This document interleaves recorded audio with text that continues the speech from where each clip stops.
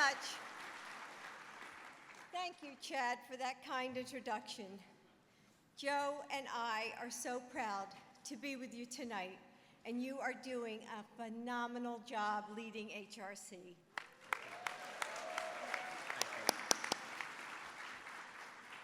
Hello, Los Angeles. My name is Jill Biden.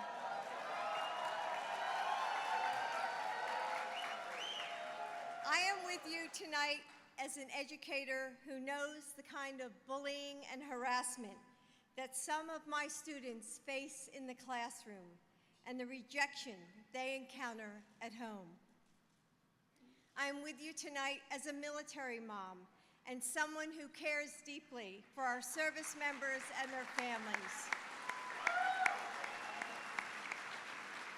who saw the burden that Don't Ask, Don't Tell and DOMA placed on so many of our military families, who serve this nation with just as much courage and patriotism and sacrifices as any other military family.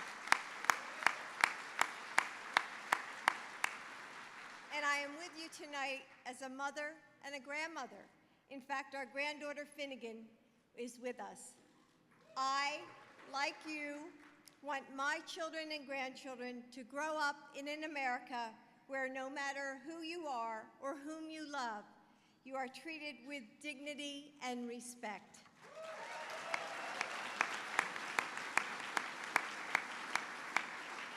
An America where your rights can't disappear from one state to the next, so that gay parents from California have the same rights when they take their kids to visit grandparents in Arizona. That's the kind of country we want to live in. And for God's sake, an America where the Vice President of the United States can speak up for basic human rights and equality, and it's not breaking news.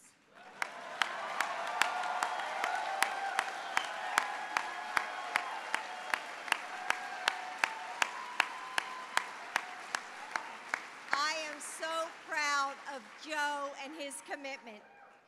Tonight we celebrate the work that you do to change hearts and minds and open up opportunities for every American, from our classrooms to our boardrooms to our locker rooms. And I am with you tonight and always, ready to finish the important work that remains. I am here with another ally and champion for equality, a man whose life purpose stems from a profound commitment to civil rights, a man who always speaks from the heart. Please join me in welcoming my husband, our Vice President, Joe Biden.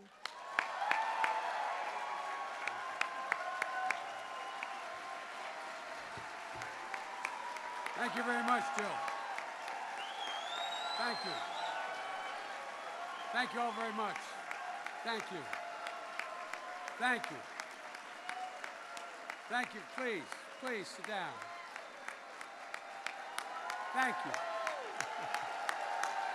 Thank you very much. Thank you. Thank you. So please sit down.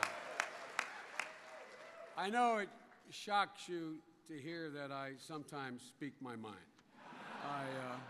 As a matter of fact, someone said not long ago, no one ever doubts what Biden says. The problem is sometimes he says all that he thinks.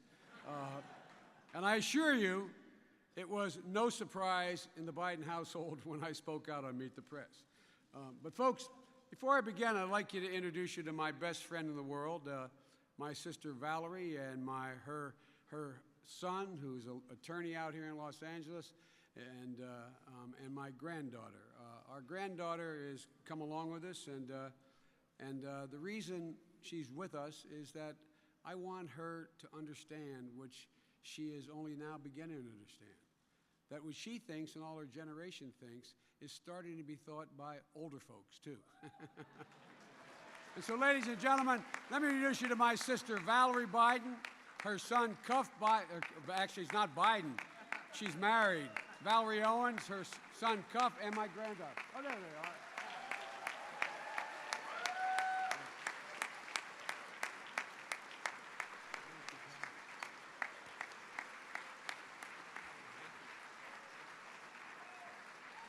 Folks, it's easy to think the way we do when everyone who you know and respect thinks the same way. Chad, thank you for your generosity and your kind comments. And Attorney General Harris, you have always been there. It's never been a question for you. And Congressman Mark, is Mark here? I know he's out there somewhere. I believe he is. Congressman, thank you for your great support. And Mr. Mayor, thank you for the passport to come back into the city. And Ambassador David Hebert, I want to thank you as well. Chad, I want to thank you as well for the kind words about Jill's advocacy. You know, folks, if you had known how Jill felt about standing before and speaking before large crowds 7 years ago, you'd marvel that she stood up here. But she's taken it in stride. And Jill has always had a true north, a moral compass that no one has ever questioned. And she raised our 3 children and our 5 grandchildren. She hadn't raised them, but she has impacted them so that they really feel it in their bones, that it's all about fairness and equity, and never to settle for anything less. You know, it's overused, but Harvey Milk said, hope will never be silent. And you have never been silent, nor have you ever lost hope, even in some very, very difficult times. It's been a long struggle, and recently there's been some real progress, but there's so much left to do. All of you spoke out and stepped up and came forward. You came out and you marched, you demanded to be recognized, demanded your constitutional rights, demanded a basic American dream. You demanded respect. And because of what all of you have done, my granddaughter is going to grow up in a better country, a more just country, and a more fair country. And folks, I know, not like you, but I know it wasn't easy. Many of you paid a personal and a professional price for stepping up and speaking out. But your tenacity, your integrity, and yes, your physical courage and your pride bent the moral arc of this nation, and it's finally moving in the right direction. My mother used to have an expression, and I'm serious about this. She said, Joey, bravery resides in every heart, and the time will come when it will be summoned. Every one of you in this room stepped up. Every one of you stepped up. I'm astonished by the bravery that resides in the heart of each and every one of you in this room. You know, I've been going around the country for a long time and campaigns and doing my business as vice president, and I constantly am thanked and given a great deal more credit than I deserve. My main purpose in being here tonight is to say thank you. Thank all of you. Your actions not only liberated millions in the LGBT community, but here's the point I don't think you fully understand. You liberated tens of millions of straight guys and straight women. No. You have. Those of you who are old enough, 20 years ago, if 4 guys were sitting in a restaurant and there was a gay waiter, and as he left the table, one of them made fun of it, the other 3 would remain silent. Not today. You freed them. You freed them to speak up, because now they know. They know they're not the exception. They know they're the majority. They know because of you.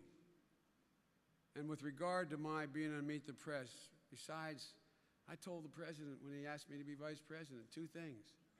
I wasn't going to wear any funny hats, and I wasn't changing my brand. There's no way. I'm too old, man. I'm too old. Seriously. It was just, how could you remain silent anymore? You know, I have had and I continue to have faith in the American people. I believed 5 years ago, I believe today, that they're so far ahead of the political leadership.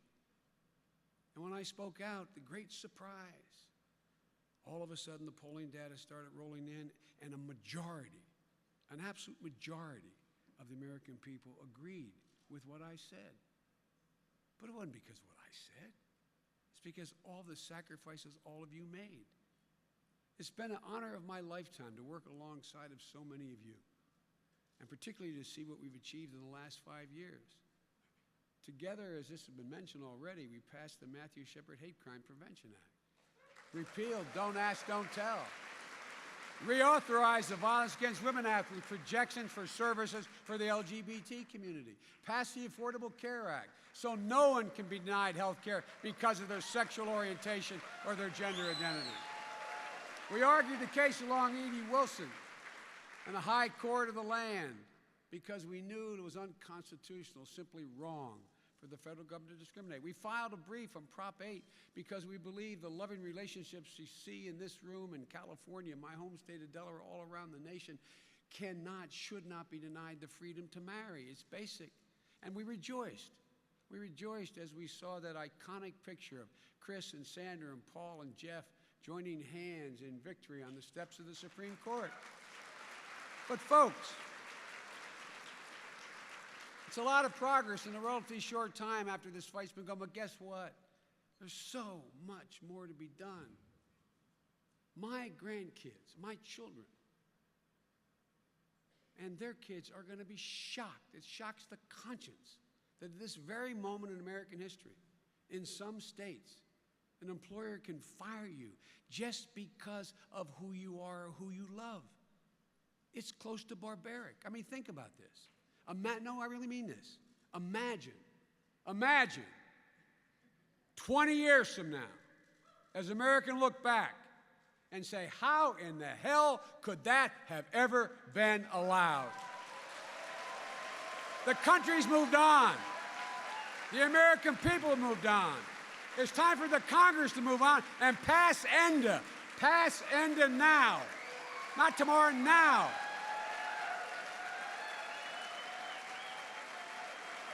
If you think about it, it's outrageous we're even debating this subject.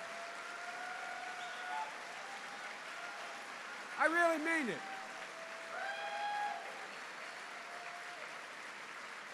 I mean, it's almost beyond belief that today, in 2014, I could say to you, as your employee in so many states, you're fired because of who you love? I mean, think about that. It is bizarre. No, it really is. It really is. I didn't even think most Americans even know that employers can do that. And so, folks, look, I was raised by a truly gracious and decent man. He taught me and my sister and my two brothers that a simple truth, that every single person in the world is entitled to be treated with dignity and respect. And he taught us by his example, not by his lectures. I can remember I was a junior in high school, and he was driving me into the city. I lived in the suburbs, the city in Wilmington, to apply for a job as a lifeguard in the city swimming pools. And I was a pretty good lifeguard. Matter of fact, when I ran for the United States Senate, this is all Biden has ever been is a lifeguard. I was 29. But anyway, it was close to true. But I'll never forget it. He pulled up in front of the city courthouse. We went and made the application, and he didn't want to park. He was dropping me off. And we stopped at a red light. And I looked over to my left, and there were two men kissing goodbye. And I looked, and it's the first time I'd seen that. And my father looked at me and said, they love each other. That's the end. That's the end. But my point is, because of you, so many Americans have been freed. Dignity and respect has to remain our North Star. But as far as we still need to go, the rest of the world has so much further to go. As you probably know, I spend an awful lot of time traveling in foreign countries. I've had the privilege of literally meeting every major head of state in the last 40 years because of the nature of my job in the Senate. and I've traveled to most countries in the world. And I can tell you, they're looking to us as an example, as a champion of LGBT rights everywhere, on almost 80 countries today. It's a crime. More than half the country, almost more than half the countries in the UN. It's a crime to be gay. It's a crime. In 7 countries, it's punishable by death. And in many more places, LGBT people face violence, harassment, unequal treatment in the courts, mistreatment by the police, denial of health care, social isolation, always in the name of culture. But ladies and gentlemen, the world, God willing, is beginning to change. To paraphrase Pope Francis, of all things. But think about this. Think about what he said. One sentence he uttered. To paraphrase him, who are we to judge? Who are they to judge you or me? In Nigeria, even supporting LGBT organizations can land you in prison for a decade. Closer to home in Jamaica, we hear about corrective rape for lesbian women. The world was outraged when we found out about genital mutilation that takes place in some African countries. Corrective rape? What in God's name are we talking about? How can a country that speaks in those terms be remotely considered to be a civil society? In June, the Russian government banned the dissemination of so-called propaganda of non-traditional sexual relations to young people. And by the way, as the great Soviet dissident Andrei Sakharov said, quote, "A country that does not respect the rights of its citizens will not respect the rights of its neighbors." And we're seeing that today. We're seeing that today in Ukraine. Find me a country in the world that singles out a set of citizens, and I'll guarantee you that country is where justice does not live. Ladies and gentlemen, this week I met with a remarkable group of activists in the so-called Roosevelt Room in the West Wing from all around the world, about 8 of them. They had one thing in common: courage. Many of them were taking incredible physical and personal risks in order to fight for the basic human rights, the rights of others. One activist from India, a woman named Geetha, spoke of the importance of, quote, street-to-street connections between local LGBT organizations in different countries. Another young woman working in Uganda, Wanja, Uganda, a nation where you can go to prison for life for so-called aggravated homosexuality, whatever the hell that is. Aggravated homosexuality? Whoa. There's some sick people in the world.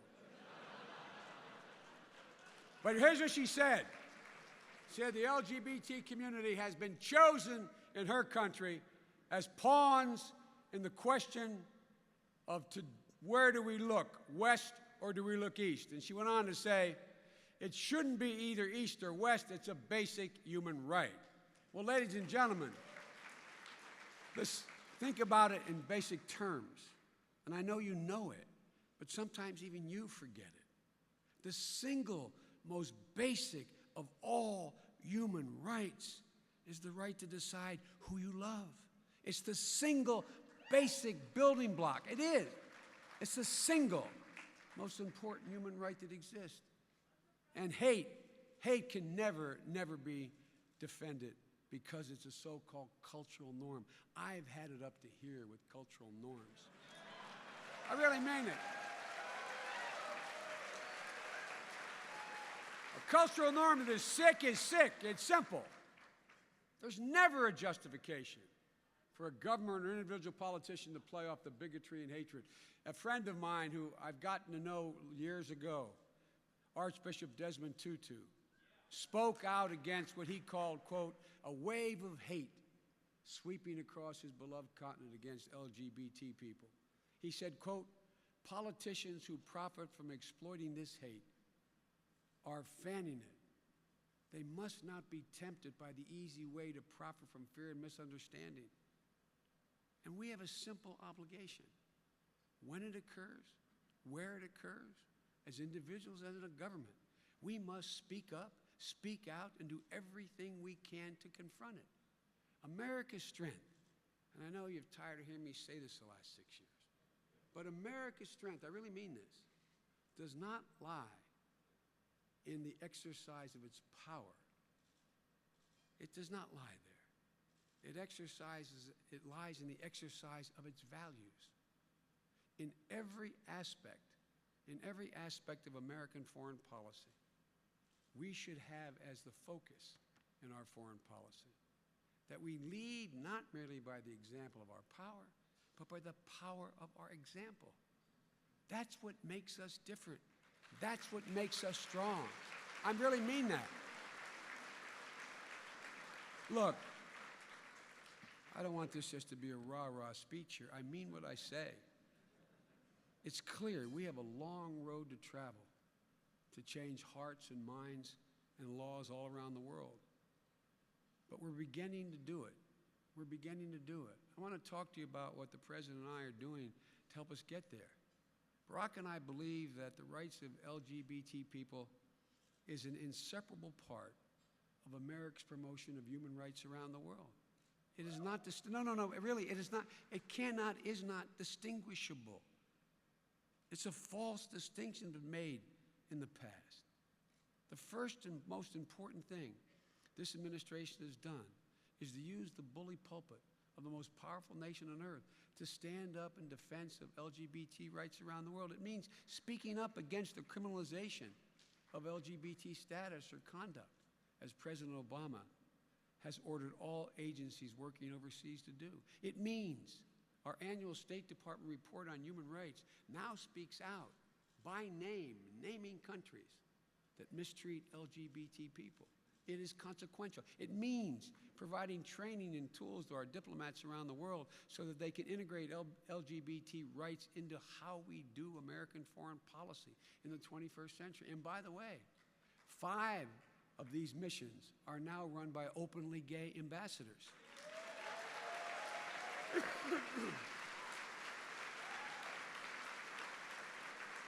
The second thing we're doing and going to continue to do is use foreign assistance to protect LGBT rights.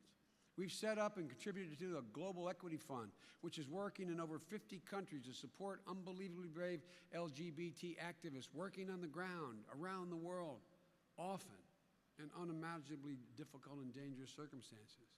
Thirdly, we offer emergency support to LGBT people in danger, including refugee status and asylum seekers fleeing persecution.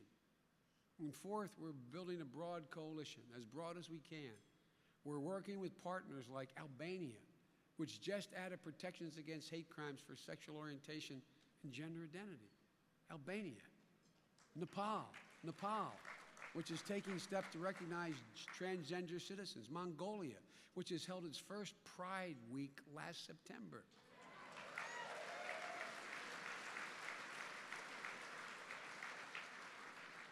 And Russia calls these countries backward?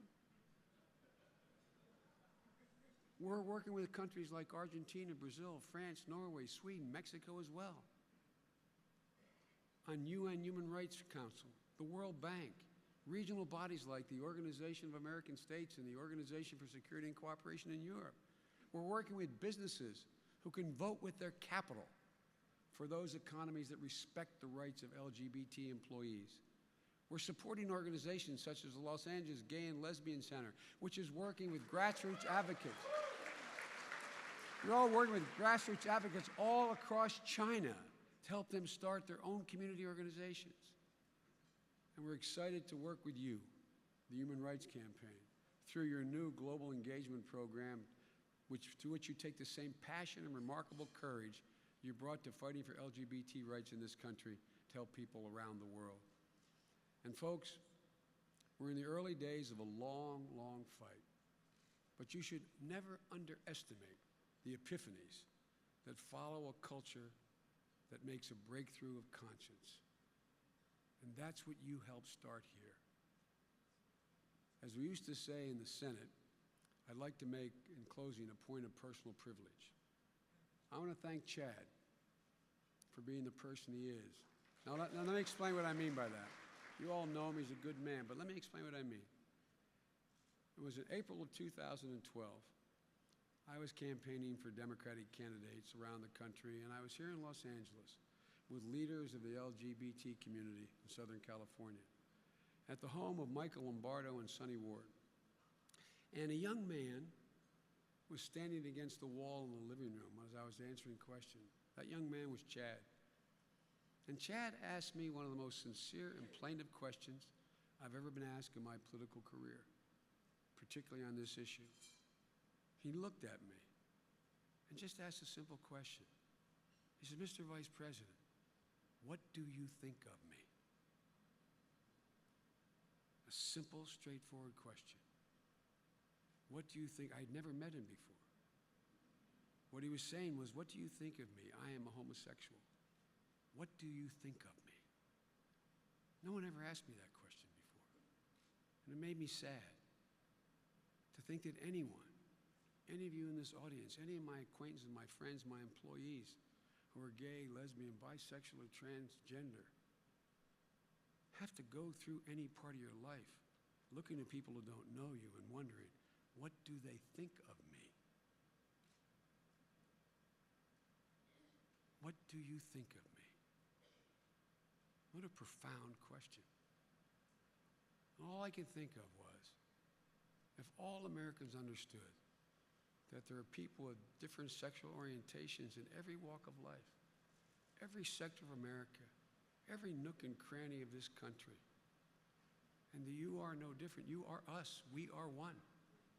And all I could think to say to Chad, it was spontaneous, was I wish every American could have been in the kitchen.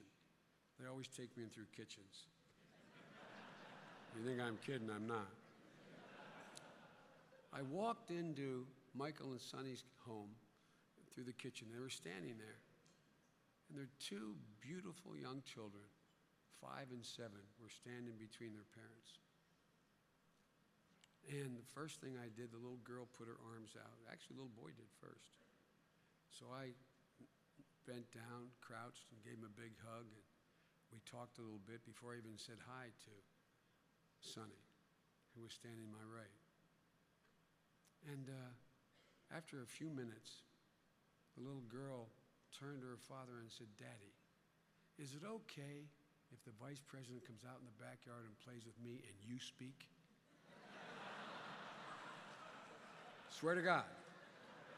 By the way, I like kids better than people. And all I could think of was, I mean this sincerely, folks, if every American could have just been there and seen the love these kids had for their parents, just seeing how normal it all was and the perverted notions some people have, they wouldn't have any doubt about what the right policy is, what the right thing to do. And it reinforced in me the certitude that the only way to prevail is to continue to step up and speak out, because we're all one. People fear that which they do not know. And you all continue to do that. That's why things are changing. Not because of Barack Obama or Joe Biden, but because of you. It's powerful. It's powerful. So I mean what I said at the front end.